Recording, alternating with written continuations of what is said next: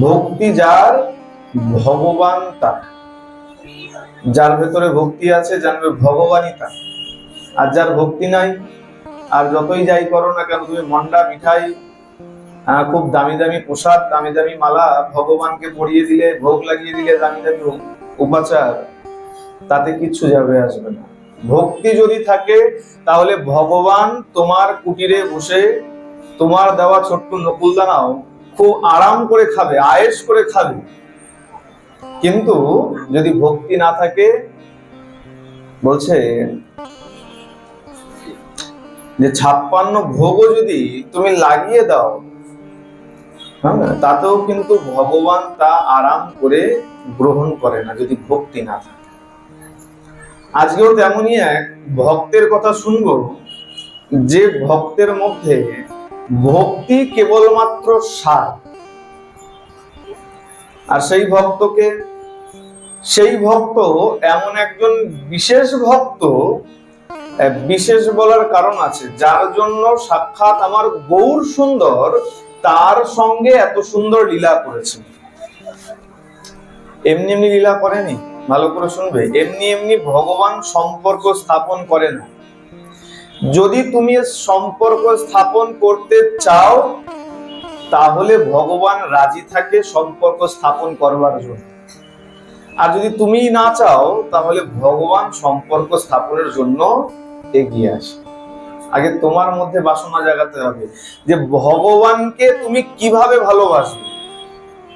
দাস্য, সখ্য, বাৎসল্য, মধুর, তোমার কোনটা পছন্দ? অনেকে দেখবে, অনেক মা বলে আমার গোপাল তো আমার সন্তানের মতন, মানে বাৎসল্য প্রেম আছে। কেউ সখা মনে করে, কেউ কান্তা মনে করে। যে যেমন ভাবে সম্পর্ক স্থাপন করতে চায়, ভগবান তার সঙ্গে তেমন সম্পর্ক স্থাপন করে। আজকের যে লীলাটি খুব সুন্দর বলা হচ্ছে, নবদ্বীপ থেকে মোটামুটি 5-6 ক্রোশ দূরে একটি গ্রাম, সেই গ্রামের নাম শালিগ্রাম। 5-6 ক্রোশ দূরে নবদ্বীপ থেকে। 5-6 ক্রোশ মানে কিন্তু এমন বিশাল কিছু দূর নয়। ক্রোশে 5-6 ক্রোশ, ক্রোশকে যদি মাইলে নিয়ে আসো, কিলোমিটারে যদি নিয়ে আসো, 1 ক্রোশ সমান সমান ওই কম বেশি 3 কিলোমিটারের কাছাকাছি। এবার হিসাব করো, 6 ক্রোশও যদি হয় 18 কিলোমিটারের মতো, কিছু কম কিছু বেশি, মানে বিস্তর যে দূর তা কিন্তু নয়। এই যে শালিগ্রাম, এই শালিগ্রামে বসবাস করেন সূর্যদাস সরখেল। আগে বলেছিলাম এই নামটা, মনে আছে? সূর্যদাস সরখেল কে ছিলেন? হ্যাঁ, সূর্যদাস সরখেল কে ছিলেন? বলে বাবা সব ভুলে গেছি। সূর্যদাস সরখেল ছিলেন আমার দয়াল নিতাই চাঁদের শ্বশুর মহাশয়। সূর্যদাস সরখেলের 2 কন্যা, বসুধা আর জাহ্নবা মাতা, দুজনকে আমার নিতাই চাঁদ বিবাহ করেছিলেন। সুতরাং সূর্যদাস সরখেল হলেন নিতাই চাঁদের শ্বশুর মশাই। এই যে সূর্যদাস সরখেল, এই সূর্যদাস সরখেলের এক ভাই ছিলেন। সেই ভাইয়ের নাম হলো, কি নাম? গৌরীদাস পণ্ডিত। চেনা লাগছে? কারণ নামটা চেনা চেনা লাগছে। এবার সম্পূর্ণ লীলা শুনলে মনে হবে হ্যাঁ, বাকিটাও আমাদের মনে হয় জানাই ছিল। এখন হয়তো বোঝা যাচ্ছে না কোন গৌরীদাস পণ্ডিত। হ্যাঁ হ্যাঁ, যারা যারা গেছে তাদের ঠিক মনে আছে, কালনার গৌরীদাস। এই গৌরীদাস পণ্ডিত, ইনি ছিলেন আমার ব্রজের, ভগবানের ব্রজের দ্বাদশ সখার মধ্যে অন্যতম সখা। এই যে প্রথমেই বললাম এমনি এমনি সম্পর্ক স্থাপন করে না, বিশেষ কারণ থাকে। গত লীলাতেও ভগবানের পরম সখা ছিলেন। এই সখার নাম কি ছিল? না, সুবল সখা বলে আমরা যাকে চিনি, সেই সুবল সখাই এই কলিযুগে শালিগ্রামে এসে অবতীর্ণ হলেন এবং তার নাম হলো গৌরীদাস পণ্ডিত। এর প্রমাণ গৌর গণোদ্দেশ দীপিকায়, সেখানে খুব সুন্দর করে বলা হচ্ছে, সুবলজ প্রিয় শ্রেষ্ঠ স গৌরীদাস পণ্ডিত। যে প্রিয় শ্রেষ্ঠ যে সখা ছিল, সুবল সখা, তিনি গৌরীদাস পণ্ডিত হয়ে অবতীর্ণ হলেন। কিন্তু তার মধ্যে এত বৈরাগ্য জেগেছিল, বৈরাগ্যের কারণে তিনি সংসার ত্যাগ করে শালিগ্রাম ছেড়ে গঙ্গার পাড়ে এসে নিজের ছোট্ট কুটির গড়লেন, যাকে আমরা অম্বিকা কালনা বলে জানি। ছেড়ে দিলেন গৃহ বৈরাগ্যের কারণে। কেন? তিনি সংবাদ পেয়েছেন ইতিমধ্যে তার প্রাণধন দুই ভাই নিতাই আর গৌর রূপে ব্রজের সেই কানাই বলাই নদিয়ায় নিতাই আর গৌর রূপে অবতীর্ণ হয়েছেন, লীলা আরম্ভ করেছেন। আর সবাই জানবে গৌরীদাস পণ্ডিত আর মহাপ্রভু গৌর সুন্দর সমবয়সী ছিলেন। 1486 খ্রিস্টাব্দে মহাপ্রভুর আগমন আর গৌরীদাস পণ্ডিতের আগমন 1485 খ্রিস্টাব্দে।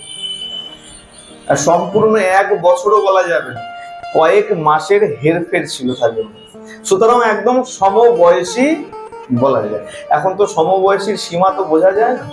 এখন দেখো না, বন্ধুও তো হয়। 50 বছরের বৃদ্ধ লোক বলে 25 বছরের বাচ্চার সঙ্গে বলে বন্ধু আমার, তাই না? সমবয়সী বোঝা মুশকিল হয়ে যায় বর্তমানের সময় দাঁড়িয়ে। তা সেই সময় বলা হচ্ছে গৌরীদাস পণ্ডিত আমার মহাপ্রভুর সমবয়সী ছিল, আর সখা তো বটে। চিন্তা করছেন, গৃহে যদি থাকি তাহলে সেবা পূজা হবে না, সাধন ভজন হবে না। তাহলে এই বৈরাগ্যের কারণে গৃহ ত্যাগ করে ভ্রাতার থেকে আজ্ঞা নিয়ে তিনি এসে উপস্থিত হলেন গঙ্গার তীরে, কুটির গড়লেন, যার নাম হলো অম্বিকা কালনা। সরখেল সূর্যদাস পণ্ডিত উদার, তার ভ্রাতা গৌরীদাস পণ্ডিত প্রচার। শালিগ্রাম হইতে জ্যেষ্ঠ ভ্রাতায় কহিয়া, গঙ্গা তীরে কৈলবাস অম্বিকা আসিয়া। সূর্যদাস সরখেলকে ভ্রাতার থেকে আজ্ঞা নিয়ে গঙ্গার তীরে এসে তিনি অম্বিকা কালনায় এসে বসবাস আরম্ভ করলেন এবং সঙ্গে সঙ্গে নিজের সাধন ভজন আরম্ভ করলেন। তিনি কি দেখাতে চান? তিনি দেখাতে চান যে ভগবানকে ডাকলে পরে এখনো ভগবান ধরা যায়, এখনো ডাকলে পরে ভগবান ভক্তের জন্য ছুটে আসে। এই সাক্ষ্য দিতে, বেদের এই বাণীকে সাক্ষ্য দিতে, প্রমাণ করতে তিনি আবারও গঙ্গার তীরে বসে সাধন আরম্ভ করলেন। বলে দেখো, আমরা শুনি, কিন্তু প্রমাণ করবার জন্য আমরা ততটা ব্যাকুল হই না। আমরাও তো এখনো জানি যে ভগবানকে ডাকলে ভগবান নাকি আসে, কিন্তু আমরা কজন তেমন ভাবে ডাকতে পারি? প্রেম সে বলো। বলে মন থেকে না ডাকলেও ভগবান ভক্তের কাছে ছুটে আসে।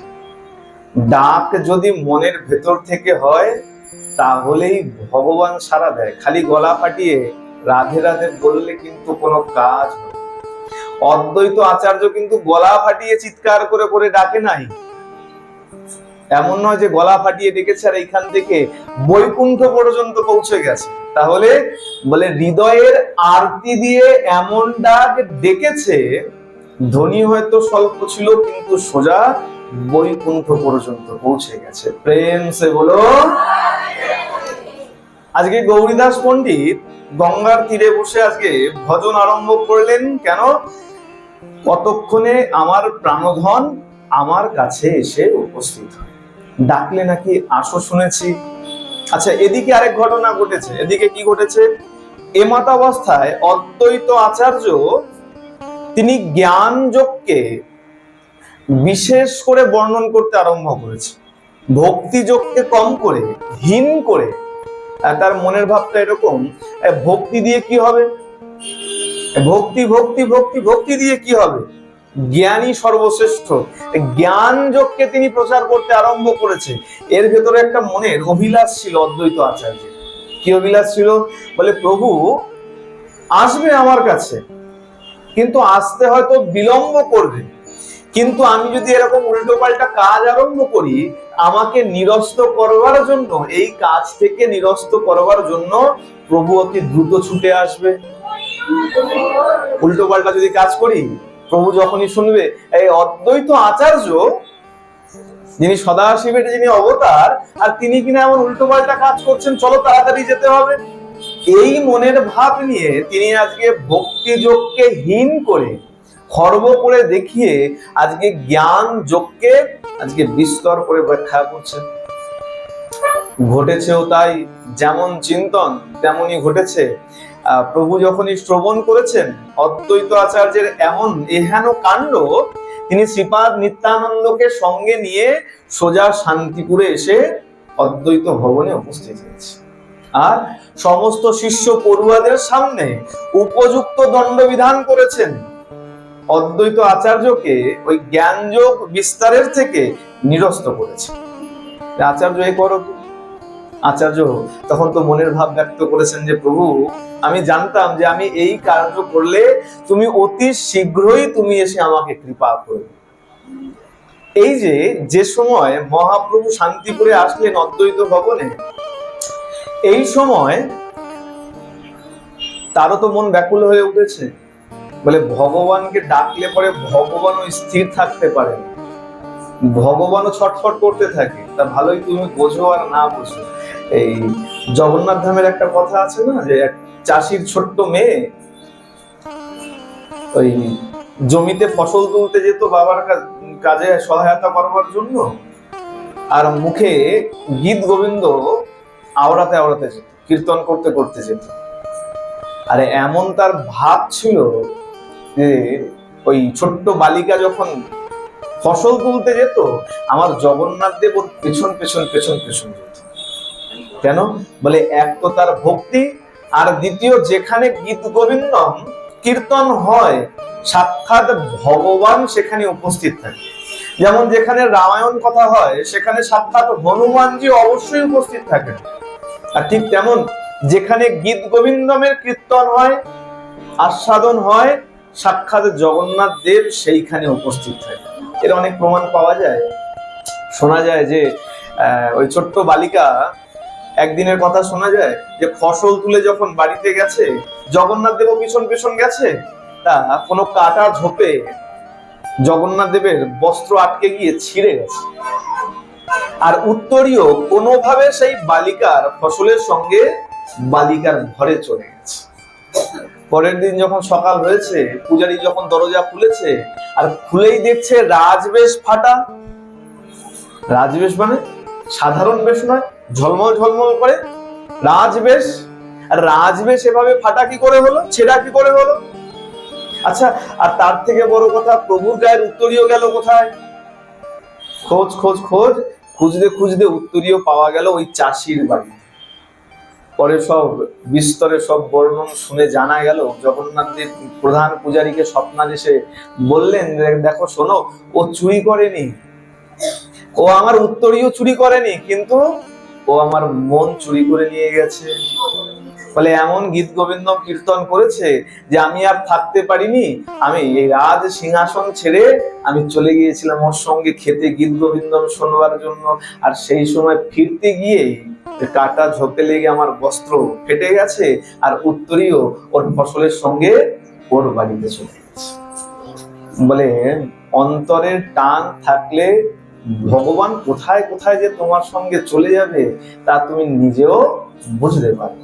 বলিয়ে জগন্নাথ ভগবান কি, ভক্ত বৎসল ভগবান কি, প্রেম সে বলো। আজকে এই যে অন্তরের টান, ওই যে ছোট্ট কুটিরে বসে আমার গৌরীদাস পণ্ডিত সে যে টানছে, ডাকছে, আজকে আমার গৌর সুন্দর আর অপেক্ষা করতে পারছে। অদ্বৈত ভবন থেকে হরি নদী বলে এক গ্রামে এসে উপস্থিত হয়েছে। মন দিয়ে শোনো, খুব চমৎকার কথা আছে।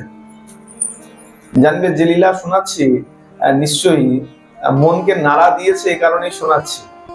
না হলে অম্বিকা কালনা আমরা সবাই ঘুরতে যাই, এমন কিছু বিশদ নাই যে অম্বিকা কালনা আলাদা করে শুনতে হবে। আজকে শোনো, তাহলে বুঝতে পারবে বিশদ কিছু আছে কিনা। আজকে চিন্তা করো, বিচার করবে, যখনই শুনলে শুনতে শুনতে বিচার করবে। যখন মুখে আহার দাও, আহার দিয়ে যেমন আস্বাদন করো, ঝাল না মিষ্টি না টক, তেমন যখনই কান দিয়ে শুনবে, মন দিয়ে তার বিচার করবে।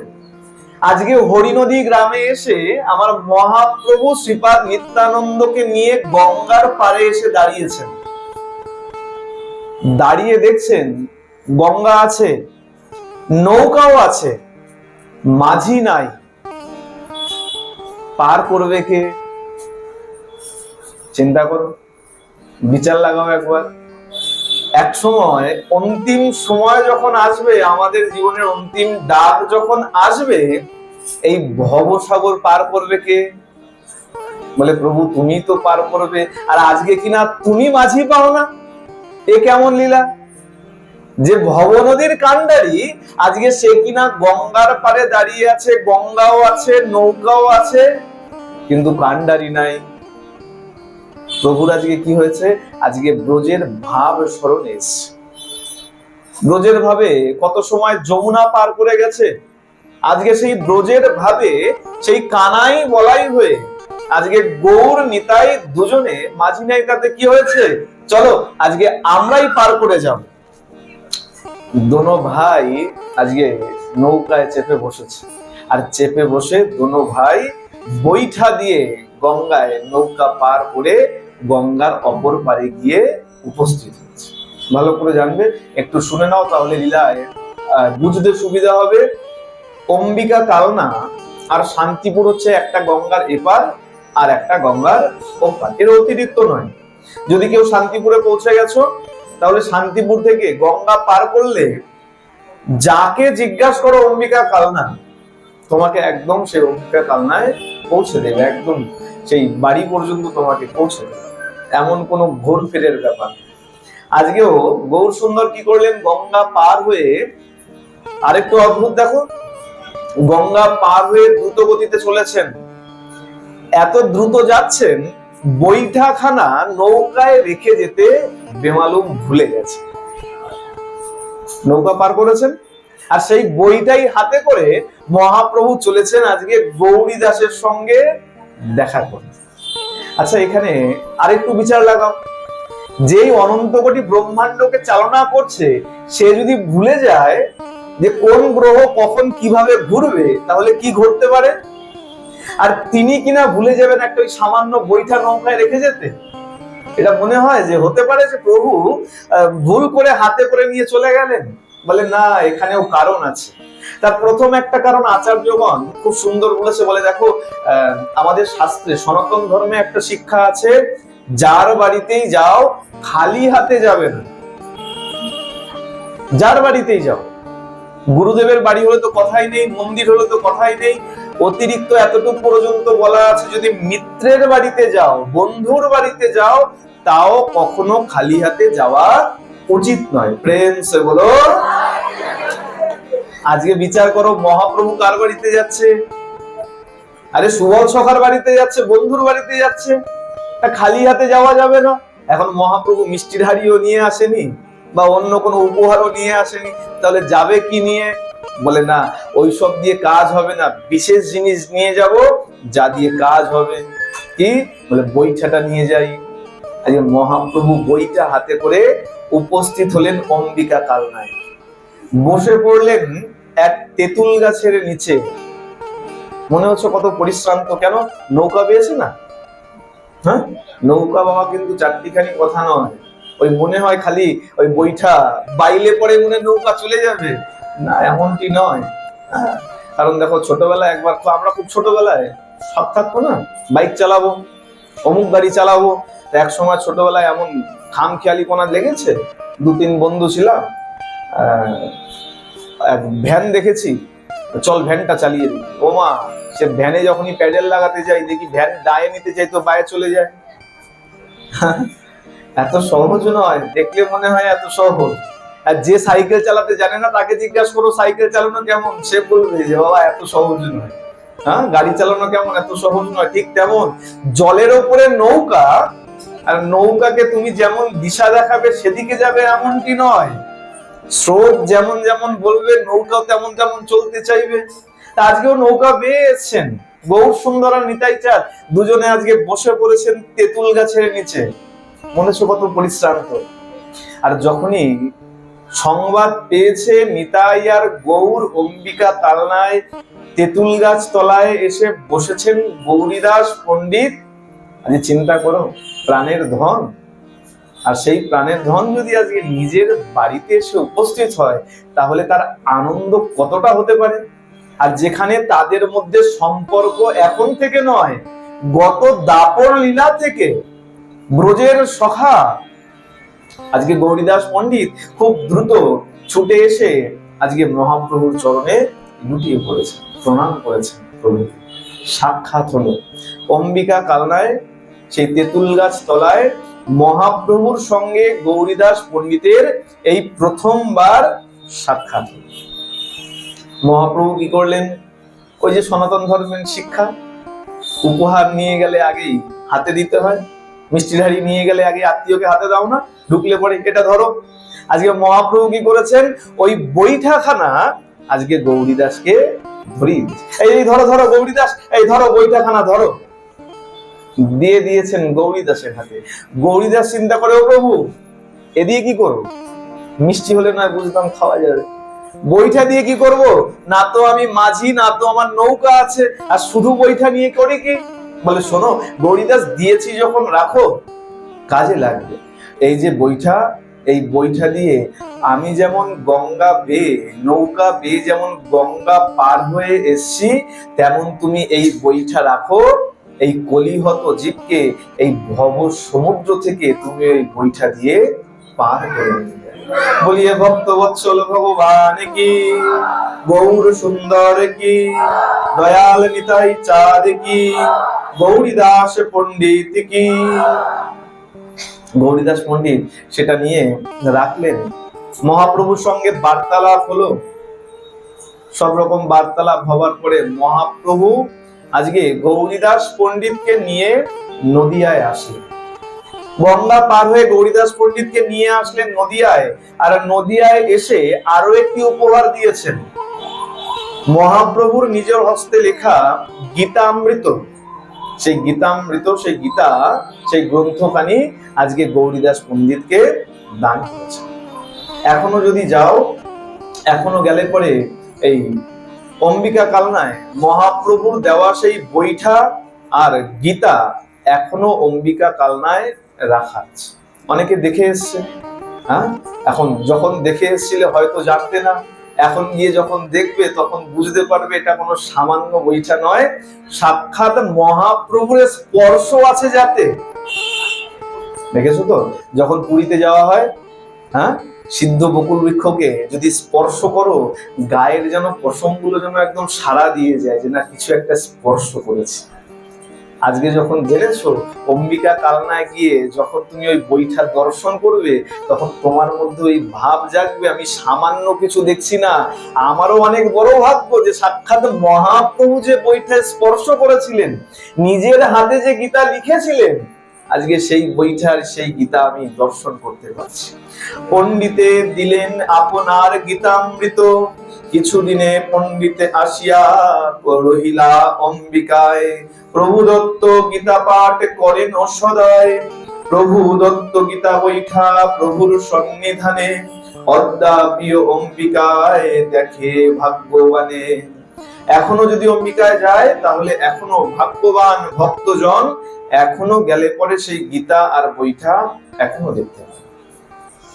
আরো একটা জিনিস দেখা যায়, কি দেখা যায়? এখনো গেলে পরে সেই তেঁতুল গাছটা দেখা যায়, যে তেঁতুল গাছের নিচে আমার মহাপ্রভুর সঙ্গে গৌরীদাস পণ্ডিতের প্রথম সাক্ষাৎ হয়েছে। কিন্তু জানবে ওই তেঁতুল গাছটার মূল যে শাখা, সেই মূল শাখা নাই।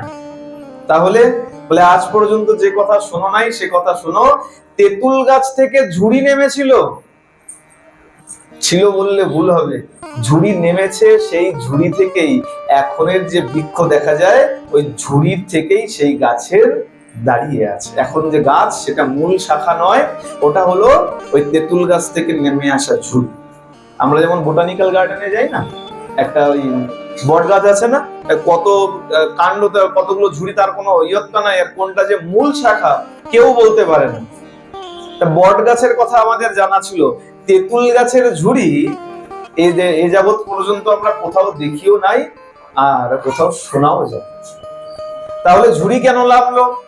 বলে তেঁতুল গাছ চিন্তা করছে হতে পারে পরবর্তীতে কেউ শিকার নাও যেতে পারে। গৌরীদাস পণ্ডিতের সঙ্গে এইখানে প্রভুর প্রথম দর্শন হয়েছিল, প্রথম সাক্ষাৎ হয়েছিল সখার সঙ্গে।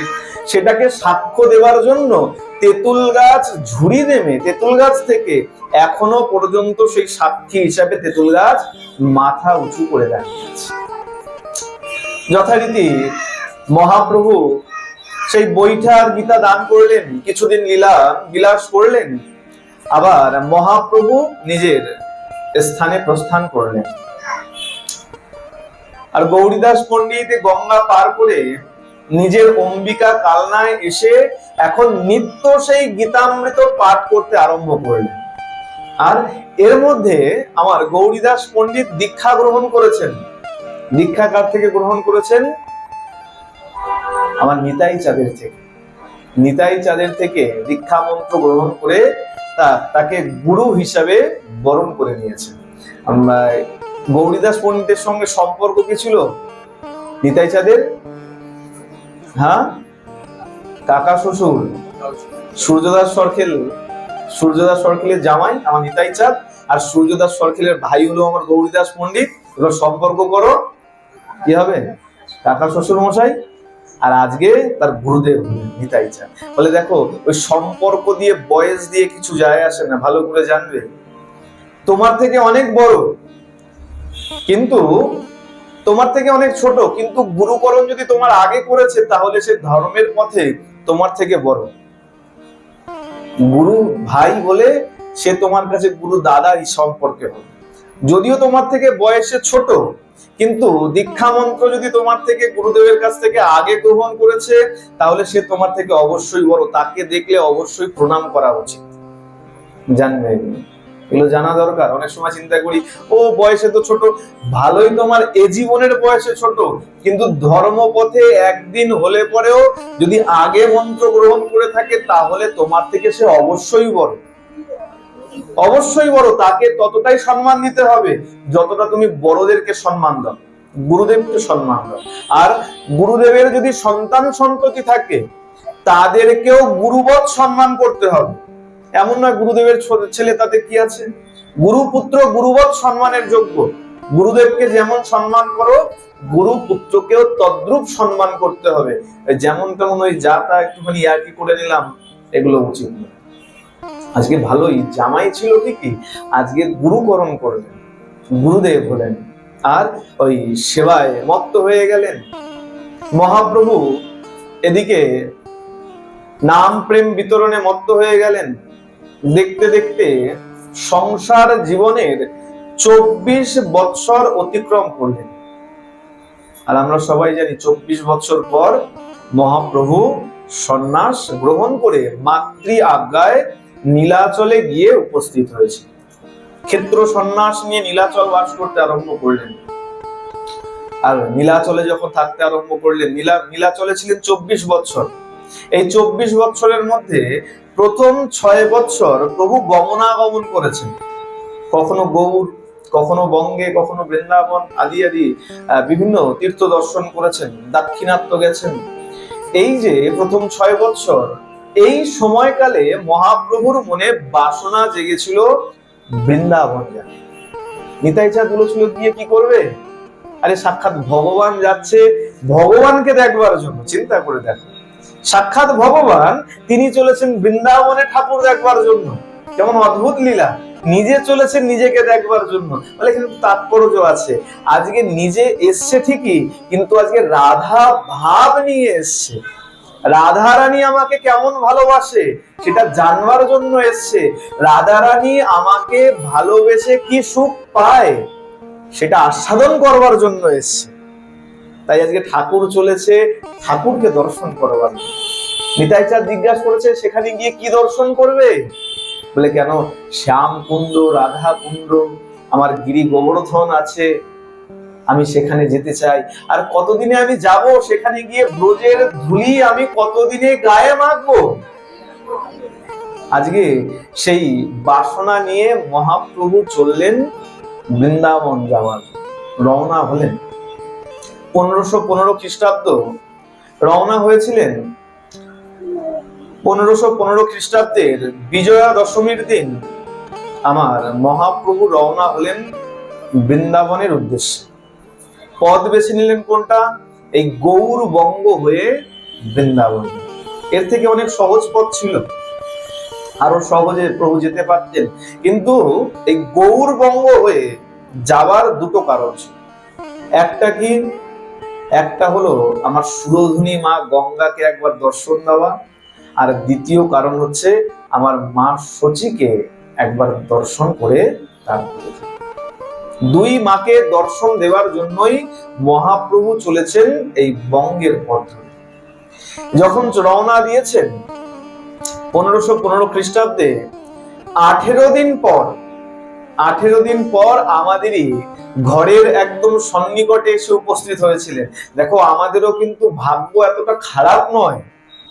অনেকে চিন্তা করে একটু বৃন্দাবনে জন্ম হলে পরে ভালো হতো, বলে আরে আমার যদি নিতাই চাঁদের কৃপা না পাও তাহলে গৌর পাবে না, আর গৌরের কৃপা না হলে তুমি যুগল ভজন পাবে না।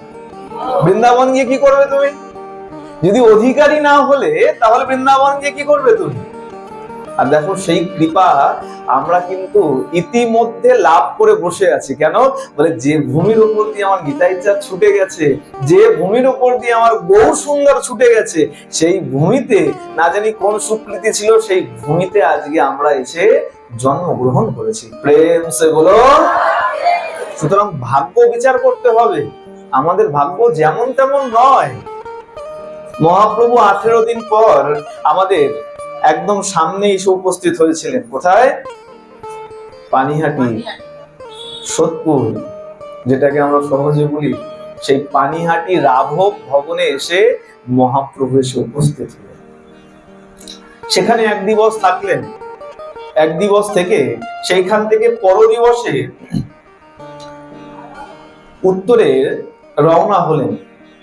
কোথায় কোথায় গেলেন? বলছে কুমারহট্ট, কুলিয়া, শান্তিপুর আদি তিনি ভ্রমণ করতে আরম্ভ করলেন, যেতে আরম্ভ করলেন।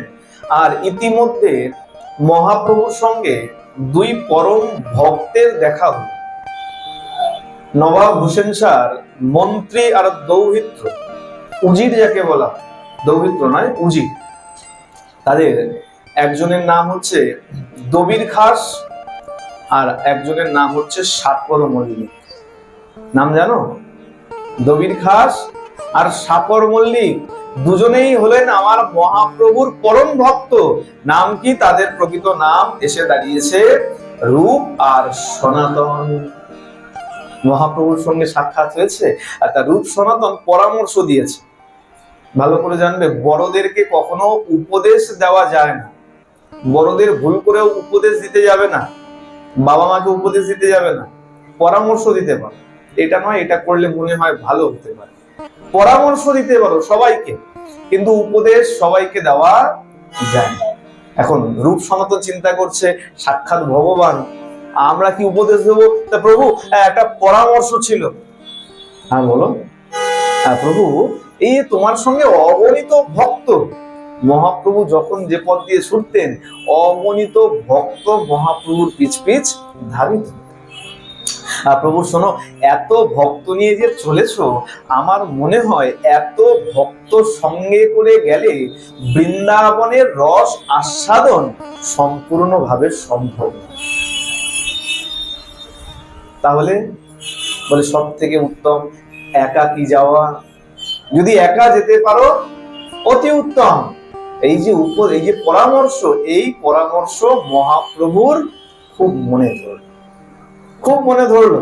কেন? দেখো, একটা সত্য কথা, এই পরামর্শ এমনি এমনি পরামর্শ, যেমন তেমন পরামর্শ নয়। যখন তীর্থে যাবে না তখন দেখবে মজা বুঝতে পারা যায়। একসঙ্গে যদি 5 জন 6 জন একসঙ্গে গ্রুপ করে গেছো, সবাই যাব একসঙ্গে ঘুরতে যাও, ভালো করে শুনবে, শব্দ শুনবে, ঘুরতে যাও একসঙ্গে 10 জন কেন, একসঙ্গে 50 জন যাও, তাতে কি বলে খরচা বাঁচে, তাই না? দূরে কোথাও ঘুরতে গেলে ওই যদি একা একা যাও দেখবে গাড়ি ভাড়া কত, ঘর ভাড়া কত, আর যদি গ্রুপ করে যাও বলে সস্তা হয়ে যাবে। কিন্তু যদি চিন্তা রাখো ভগবত দর্শন করতে যাচ্ছ, তীর্থ করতে যাচ্ছ, তাহলে অতি উত্তম একাকী যাও। আর একান্ত যদি একাকী না যেতে পারো একদম অন্তরঙ্গ নিজের জন যদি থাকে তেমনি কাউকে সঙ্গে নাও, না হলে কি হবে, তুমি দাঁড়িয়ে দাঁড়িয়ে জগন্নাথ দেখবে আর দেখবে পাশের থেকে তোমার ওই আপনজন পুনি দিয়ে গুতাচ্চার বলছে, এই চল দোকান বন্ধ হয়ে যাবে, পুরীর ব্যাগ কেনা হবে না। মিথ্যা বলছি না তো? হ্যাঁ ঠিক তো? আচ্ছা, যখনই বললো দোকান বন্ধ হয়ে যাবে, পুরীর ব্যাগ কেনা যাবে না, এবার চিন্তা করো তুমি তাকিয়ে আছো জগন্নাথ দেবের দিকে, হয় তোমার মনটা কোথায়? জগন্নাথ দেবের দিকে, চোখের দিকে কিন্তু আর তোমার কিন্তু ধ্যান নাই, ধ্যান চলে গেল। তাহলে কি হলো, এখানে ব্যাঘাত ঘটল। সুতরাং মনের মতন সঙ্গী ছাড়া তীর্থ ভ্রমণ করতে না, ঘুরতে যাও যেখানে ইচ্ছা ঘুরতে চলে যাও, কিন্তু ভগবত দর্শন তীর্থ ভ্রমণ একান্ত আপন জন ছাড়া হবে। খুব মনে ধরলো মহাপ্রভুর অতি উত্তম পরামর্শ। ফিরে আসলো কানাই নাটশালা থেকে আবার শান্তিপুরে অদ্বৈত ভবনে যখন আবার এসছেন, তা অদ্বৈত ভবনে আবার কিছুদিন থেকে এইবার মহাপ্রভু চিন্তা করছেন যে না, আর বিলম্ব করা যায় না, এইবার বৃন্দাবনের উদ্দেশ্যে রওনা করা যায়। আচ্ছা, এইবার কিন্তু বৃন্দাবন যাওয়া হয়নি। হ্যাঁ, এখান থেকে কিন্তু মহাপ্রভু আবার নীলাচলে ফিরে গিয়েছিলেন, পরের বার যাবে আবার যাত্রা করেছিলেন, এইবার যাওয়া হয়। যাক, সেই প্রসঙ্গে আর যাচ্ছি না, আমরা আজকে গৌরীদাস পণ্ডিতের কথায় প্রবেশ করি। এই যখন আবার ফিরে গেলেন শান্তিপুরে যখন ফিরে গেছেন, তখন মহাপ্রভু চিন্তা করেছেন বৃন্দাবন রওনা হবেন। আর যেদিন রওনা দেবেন চিন্তা করেছেন, অদ্বৈত আচার্য এসে মহাপ্রভুর কাছে হাত জোর করে দাঁড়িয়েছে। কি অভিলাষ কি প্রভু, আর কিছুদিন পরেই আমার শ্রী গুরুদেব, অদ্বৈত আচার্যের গুরুদেবের নাম কি? শ্রী মাধবেন্দ্র পুরীপাদ। আমার শ্রী গুরুদেবের বিরহ মহোৎসব আছে, নির্জান তিথি আছে, তাই কৃপা করে সেই তিথি পার করে তারপরে তুমি যেও। যখন জানিয়েছেন, আর পরম গুরুদেব তো গুরুদেবের গুরুদেব, মহাপ্রভুর ঈশ্বর পুরীপাদেরও গুরুদেব শ্রী মাধবেন্দ্র পুরীপাদ, যখন শুনেছেন পরম গুরুদেবের নির্জান তিথি আছেন, তা আমার গৌর সুন্দর রাজি হয়ে গেছে। আচ্ছা বেশ, আমি তিরোভাব তিথি, নির্জান তিথি পার করে তারপরেই আমি যাব। এই যে অদ্বৈত ভবনে এই যে বাস আরম্ভ করলেন, কিছুদিনের জন্য থাকতে লাগলেন, এই সময় আমার গৌর সুন্দর চিন্তা করছে, ঠিক আনন্দ যেন জমছে না, আনন্দ হচ্ছে না। বলে কিসের খামতি আছে? বলে আচ্ছা তাহলে চলো একবার আবার সখার সঙ্গে দেখা করে আসি, সখার সঙ্গে দেখা হলে আবার মনে হয় আনন্দটা বেড়ে যাবে। সখা কোথায়? ওই যে গঙ্গা পার হলেই অম্বিকা কালনা, আগের বারও এসেছিল অদ্বৈত ভবনে, আর অদ্বৈত ভবন থেকে হরিনদী গ্রাম থেকে পার হয়ে ওই অম্বিকা কালনায় উপস্থিত হয়েছিলেন। আবারও কি করলেন? শ্রীপাদকে সঙ্গে নিয়ে আজকে গঙ্গা পার হয়ে আবার উপস্থিত হলেন অম্বিকা কালনায়। আর চিন্তা করো, মেঘ না চাইতেই জল, বলেন আমাদের মেঘ না, এদিকে বৃষ্টি আরম্ভ হয়ে গেল, কেমন হবে? বলে চাষির মনে কত আনন্দ, ফসল নষ্ট হয়ে যাচ্ছিল আর বৃষ্টি আরম্ভ হয়ে গেল। আর চিন্তা করো, আজকে জানতেনও না গৌরীদাস পণ্ডিত, হঠাৎ করে দেখছে তার প্রাণধন দুই ভাই নিতাই আর গৌর তার কালনায় এসে উপস্থিত। এত আনন্দ হয়েছে সেই দিন, সেইখানে খুব বিশাল করে ধুমধাম করে সেখানে মহোৎসবের আয়োজন হয়েছে। মহোৎসব লেগে গেছে, বিশাল আয়োজন হয়েছে মহোৎসবে। প্রভুদের সঙ্গে করে সমস্ত ভক্তগণ প্রসাদ পেয়েছেন। আর প্রসাদ পাওয়ার পরে যখন প্রভু বসেছেন, আমার গৌরীদাস পণ্ডিত গিয়ে চরণের কাছে লুটিয়ে পড়েছে। প্রভু, একটা প্রার্থনা আছে। কি প্রার্থনা? প্রভু, আমাকে এই প্রার্থনা, আমার প্রার্থনা তোমাকে রাখতে হবে, না বললে হবে। আচ্ছা কি প্রার্থনা?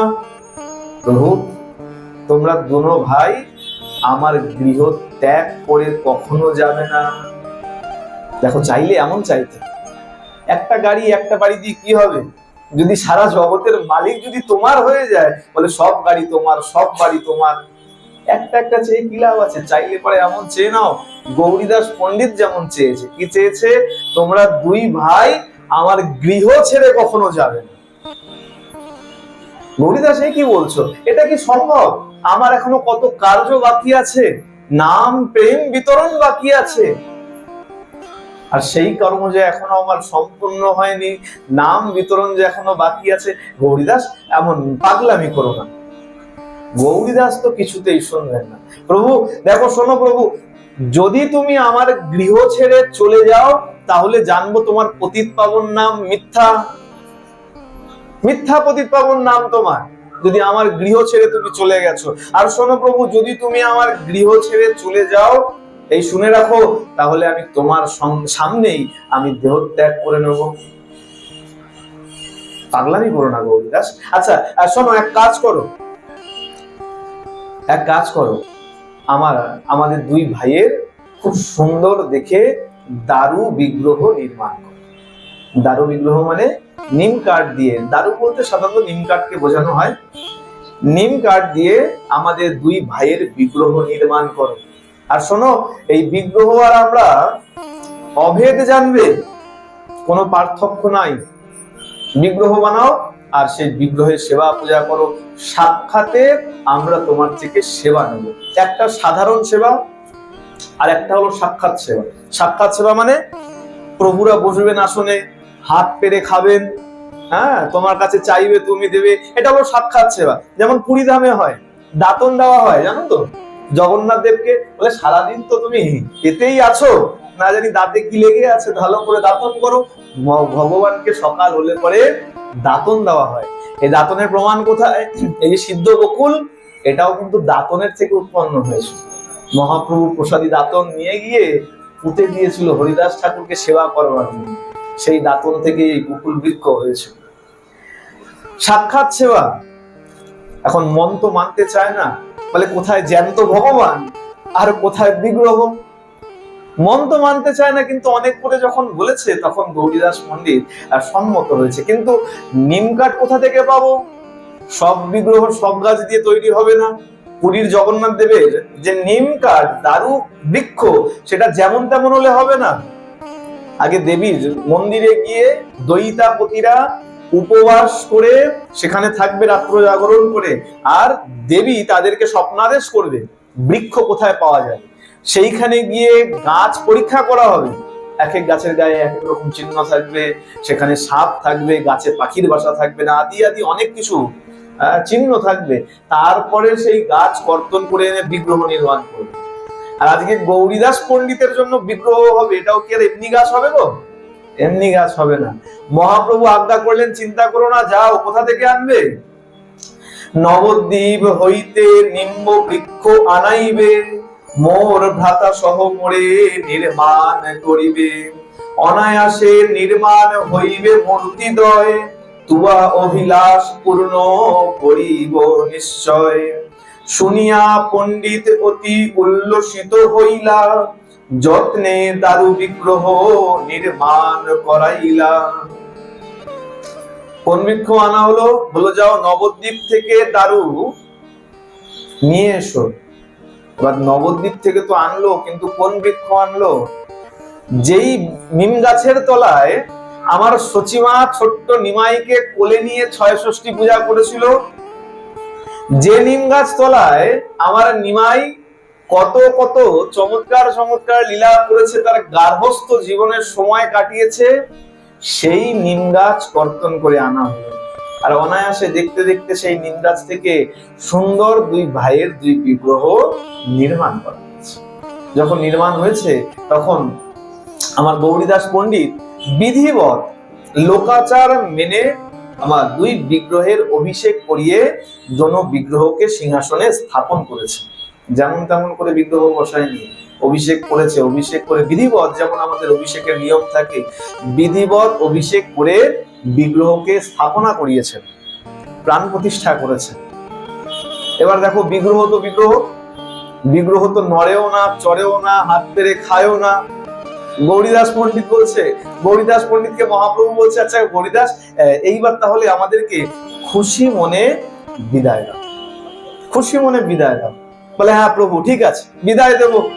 শোনো, তুমি তো বললে দোনোজন অভিন্ন, বিগ্রহ আর তোমরা অভিন্ন, তাহলে এক কাজ করো, এরা তো নড়েও না, চড়েও না, কি করে বুঝবো এরা যে সচল? আচ্ছা আচ্ছা আচ্ছা, বেশ, এরা যদি সচল দেখো তাহলে তুমি আমাদেরকে খুশি মনে বিদায় দেবে তো? একদম করবে। আচ্ছা বেশ, যাও রন্ধন করো। রন্ধন করেছে, যখন পারস লাগাবে, দুটো আসন দিয়েছে। গৌরীদাস দুটো নয়, 4টে আসন লাগাও। আমরা যে 4 জন এখন, 2 জন তো নয়। গৌরীদাস বলে কি ঠাকুর?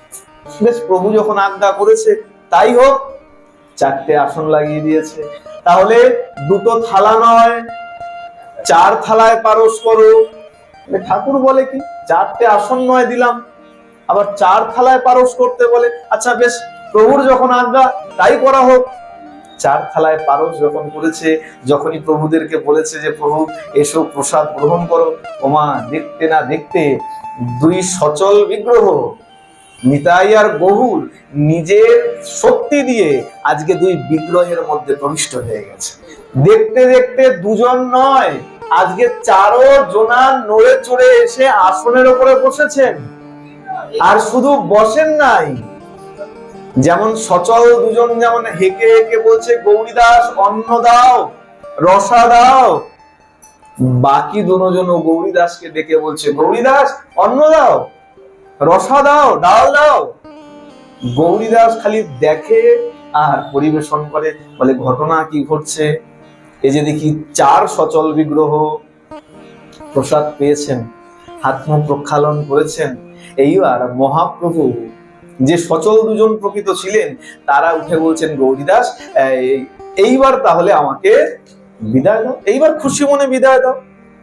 আচ্ছা বেশ, আচ্ছা প্রভু শোনো, বিদায় দিচ্ছি, কিন্তু শোনো যাবে কারা জানে তো? কারা যাবে? তোমরা 2 জন থাকবে, যেতে হয় ওই 2 জন যা। আরে ভালোই দেখেছি হাত নেড়ে খাচ্ছে, কিন্তু চায় মন যে 2 জন সচল ছিল তাদেরকে আমি বিদায় দেই। বলে প্রভু তুমি তো বললে যে 2 জনই নাকি অভিন্ন, তো অভিন্নই যদি হবে তোমরা থাকো, ওনারা যাক। মহাপ্রভু বলছেন গৌরীদাস যেমন তোমার ইচ্ছা, যেমন তোমার মন চায়। যখনই বলেছেন, খুশি মনে যখনই আজ্ঞা দিয়েছেন, বিদায় দিয়েছেন, ওই যে অচল বিগ্রহ রূপে যে 2 জন ছিলেন, তারা আজকে সচল হয়ে সিংহাসন থেকে নেমে হাঁটতে হাঁটতে বেরিয়ে চলে যাচ্ছে। তাকিয়ে দেখছে যাদেরকে সচল বলে ঘরে রেখে দিয়েছিল তারা বিগ্রহ হয়ে গেছে। হাত দিয়ে দেখে নরম নেই, গা শক্ত হয়ে গেছে। এ কি হলো? ছুটতে আরম্ভ করেছে প্রভু 2 জনের পিছনে। প্রভু প্রভু আমার ভুল হয়ে গেছে, এই তোমরা চলো আমার সঙ্গে। ওনারা চলে যায়। মহাপ্রভু বলছে গৌরীদাস তুমি যেমন বলবে, তুমি যেমন বলবে, চলো। আবার 2 জনকে নিয়ে এসছে, নিয়ে যখন ঘরে এসছে আর আজ্ঞা যখন করেছে, ওই অচল বিগ্রহ 2 জন সচল হয়ে হাঁটতে হাঁটতে চলে গেছে। যে 2 জনকে নিয়ে আসলেন তারা আবার বিগ্রহ হয়ে গেছে। এই কোন একটা গ্রন্থে পড়েছিলাম, সেই গ্রন্থের লেখিকা সেখানে লিখছেন কোন আচার্য বলেন এভাবে 4 বার হয়েছিল। একজনকে ধরে নিয়ে এসছেন আর ঘরের বিগ্রহ হাঁটতে হাঁটতে চলে গেছে। এইভাবে গৌরীদাসের সঙ্গে 4 বার হয়েছে। আর কোন এক লেখিকার গ্রন্থ পড়েছিলাম, সেইখানে সেই লেখিকা লিখছেন যে তিনি আবার কোন আচার্যের মুখ থেকে শুনেছেন এভাবে 26 বার নিতাই গৌর গেছে আর এসছে। দেখো, এটা অস্বীকার করার কোনো কারণ নেই। কারণ কি বলে, কেউ চায় না যে সচল ভগবান আমার গৃহ ছেড়ে চলে যায়, কেউ চায় না। তাতে 26 বার কেন? কেউ যদি বলে গৌরীদাস 100 বার এনেছে, তাও তোমাকে মানতে হবে। কেন বলে, মন থেকে কেউ কখনো সচল বিগ্রহকে যেতে দিতে পারে। আজকে 26 বারই ধরে নাও, যখন নিয়ে এসে বসেছে, আজকে গৌরীদাস বসে পড়েছে, ক্লান্ত হয়ে গেছে, আর পারছে না। গৌরীদাস চিন্তা করছে এখন কি করবে। ক্লান্ত যখন হয়ে পড়েছে, ভগবানের মধ্যে ভক্তি তো আগেও, কৃপা তো আগেও ছিল, এখন কৃপা আরেকটু বেশি হয়েছে। বলে কৃপা যতক্ষণ না হবে ভগবানের, ততক্ষণ তুমি ভগবানকে ধরতে কিন্তু। মা যশোদা কত পরিশ্রম করেছিল বাঁধবার জন্য, যত দড়ি ঝরে তত গিয়ে 2 আঙুল কম, যত দড়ি লাগায় তত 2 আঙুল কম। কিন্তু বাঁধলো কখন? কখন বেঁধেছিল? যখন গোপাল মায়ের মুখের দিকে তাকালো আর দেখলো মা একদম ঘর্মাক্ত হয়ে গেছে, আলু থালু হয়ে গেছে, পরিশ্রান্ত হয়ে গেছে। এই গোপালের মধ্যে কৃপার সঞ্চার, কৃপার জাগরণ হলো। আমার মা, আমার ভক্ত আমাকে বাঁধবার জন্য এত পরিশ্রম করছে, এত সাধন করছে, বেশ তাহলে বাধা পড়তে হয়। তখন গিয়ে মা বেঁধে ফেলে। আজকেও তাই হলো। আজকেও গৌরীদাসের সেই শান্ত মুখ দেখে আমার মহাপ্রভুর মধ্যে কৃপা যেন আরেকটু বেশি হলো। মহাপ্রভু তখন গৌরীদাসকে বলতে লাগলেন, গৌরীদাস, তুমি এখনো বুঝতে পারছো না যে আমরা আর ওই দোনো বিগ্রহ অভিন্ন? এখনো বুঝতে পারছো না? ইতিমধ্যে ওই যাওয়া আসা করতে করতে আমার গৌরীদাস পণ্ডিত বেমালুম ভুলে গেছে প্রথমবারের সচল বিগ্রহ কোন দুজন ছিলেন আর প্রকৃত ওই অচল বিগ্রহ কোন দুজন ছিলেন। একজনকে নিয়ে গেছেন, আবার একজন বিগ্রহ হয়ে গেছে। এভাবে যাওয়া আসা করতে করতে প্রথমবারের সচল বিগ্রহ কোনজন ছিলেন এখন একদম ভুলে গেছেন। মহাপ্রভু যখন বলেছেন যে তুমি এখনো বুঝতে পারছো না যে আমরা দোনো বিগ্রহই অভিন্ন, আলাদা নই, তখন গিয়ে গৌরদাস মেনে নিয়েছে, শান্ত হয়েছেন। এইবার মহাপ্রভু বললেন, এইবার তাহলে আমাকে বিদায়। চিন্তা করো না, আমি তোমার কাছে প্রতিশ্রুতি দিচ্ছি, প্রতিজ্ঞা করছি, আমি চিরকাল তোমার থেকে সাক্ষাৎ সেবা গ্রহণ করব। সাক্ষাৎ মানে তুমি যখন ডাকবে তখন এসে বসবো, তুমি যেমন পাবে তেমন পাবো, তুমি যেমন যেমন আমাদের সঙ্গে লীলা করবে তেমন তেমন লীলা। তখন গিয়ে মহাপ্রভুর কথা মতন আমার গৌরীদাস পণ্ডিত শান্ত হয়ে খুশি মনে মহাপ্রভুকে সম্মতি দিল। মহাপ্রভু চলে গেলেন, বিদায় নিয়ে বৃন্দাবন তীর্থ ভ্রমণ করলেন। কেটে গেল বহু বছর, ভেতরে অনেক লীলা করেছেন। যদি আবার পরে কোনোদিন আসি, আবার পরে যদি কোনোদিন মনে থাকে, গৌর সুন্দর যদি স্মরণে আনেন, তাহলে পরে ভেতরের কিছু লীলা শ্রবণ করুন। আজকে গৌরীদাসের অম্বিকা কালনার কথাটা একটু সম্পন্ন করি। মহাপ্রভু গেলেন, বিদায় নিলেন, বহু বছর কেটে গেল। যথারীতি দেখতে দেখতে 1455 শতাব্দ সে উপস্থিত হলো। 1455 কি হয়েছিল?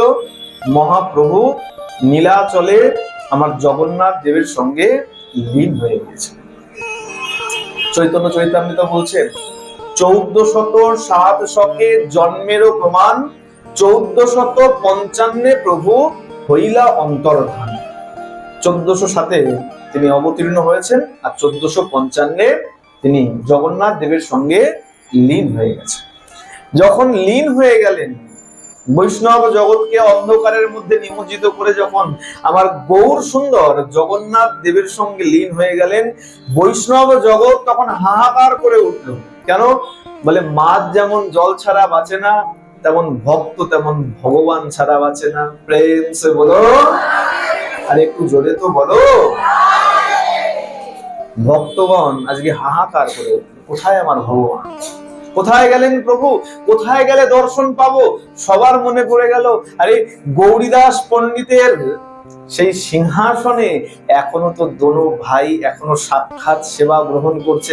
চলো চলো, আমরা এখনো সেখানে গেলে পরে সাক্ষাৎ ভগবানকে দর্শন করতে পারবো। ছুটলেন বৈষ্ণব মণ্ডলী, ভগবানকে দর্শন করবেন বলেন। সবাই ছুটে আসছে। যখন অম্বিকা কালনার দিকে ছুটে চলেছে, সংবাদ গেছে গৌরীদাস পণ্ডিতের কাছে, বৈষ্ণবগণ সবাই আসছে নিতাই গৌরকে দর্শন করবার জন্য।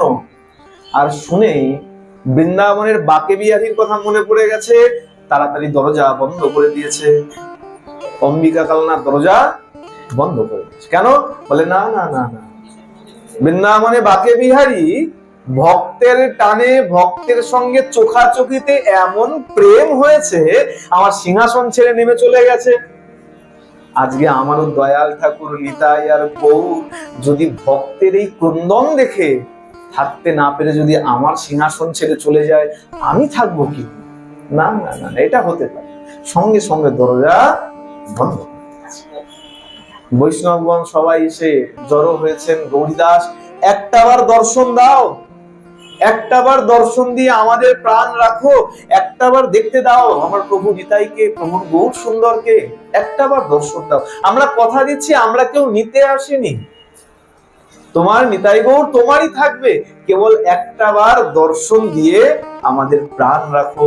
গৌরীদাস পণ্ডিত বলে দেখো, যে জনা কৃষ্ণ ভজে সে বড় চতুর। গৌরীদাস পণ্ডিত বলছে আচ্ছা একটাবার দেখবেই তো, বেশ ঠিক আছে দেখো। কি করেছেন, দরজা একটুখানি সময়ের জন্য খোলে আবার আটকে দেয়। কেন বলে না, খুলে রাখলে যদি আমার নিতাই গৌর পালিয়ে চলে যায়, ভক্তের সঙ্গে যদি বেরিয়ে চলে যায়, না দরজা খোলে, আরে তোমরা একটাবার দেখবেই তো, এই তো বেশ, দরজা একটুখানি খোলে আবার আটকে দেয়।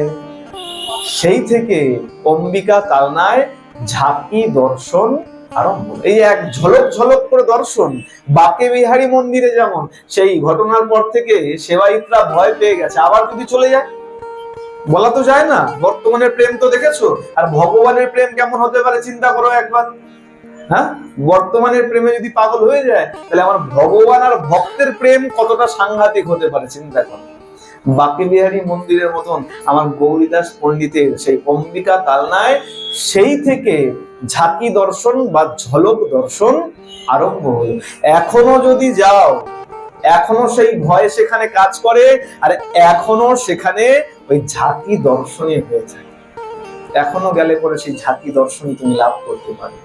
সেই থেকে সেই বিগ্রহ দেখো, এবার ভালো করে বিচার করো, গৌরীদাস পণ্ডিতই ভুলে গিয়েছিলেন সচল বিগ্রহ পঞ্জনা ছিলেন, আসা যাওয়া করতে করতে।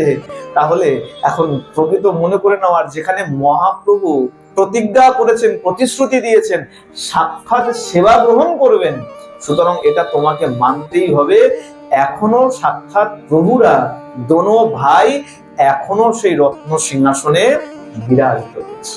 নিতাই গৌর সীতানাথ প্রেমানন্দে।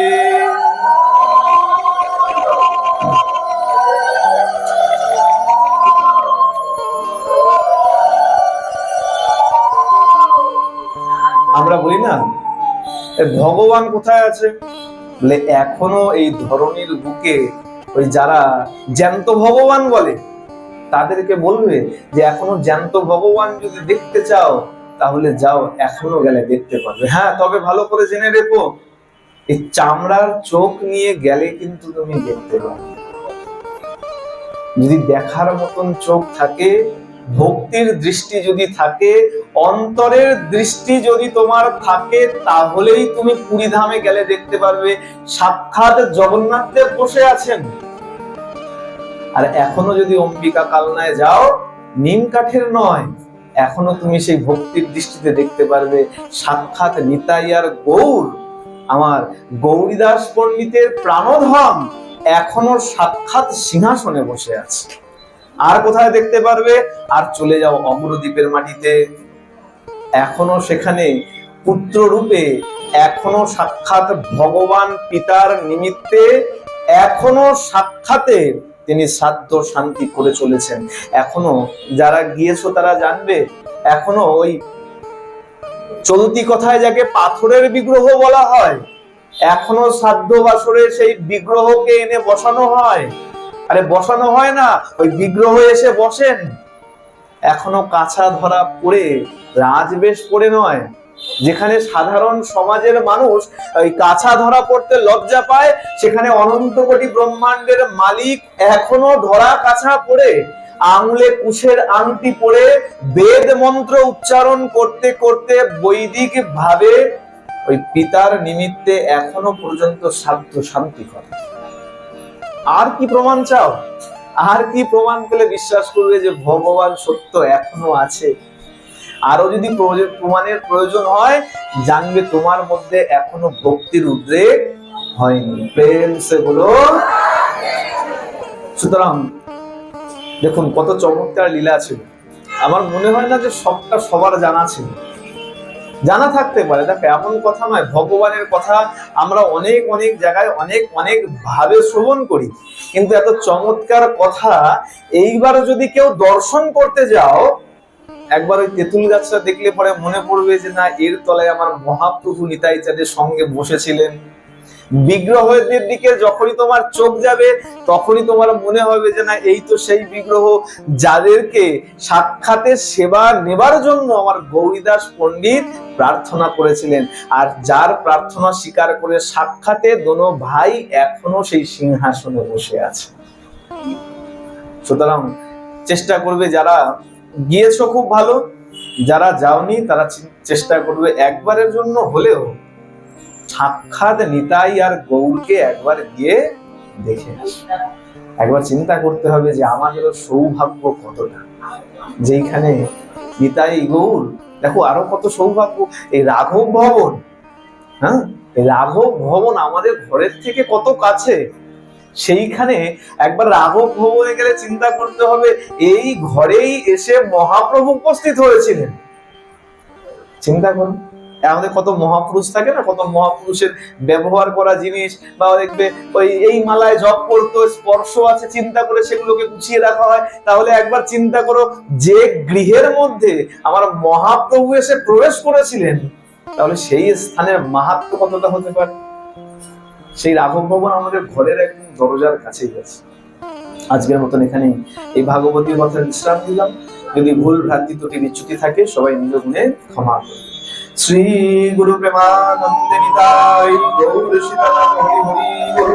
শ্রী শ্রী সারগুরু বৈষ্ণব প্রেমানন্দে হরি হরি বল। শ্রী শ্রী রাধা গোবিন্দ প্রেমানন্দে হরি হরি বল।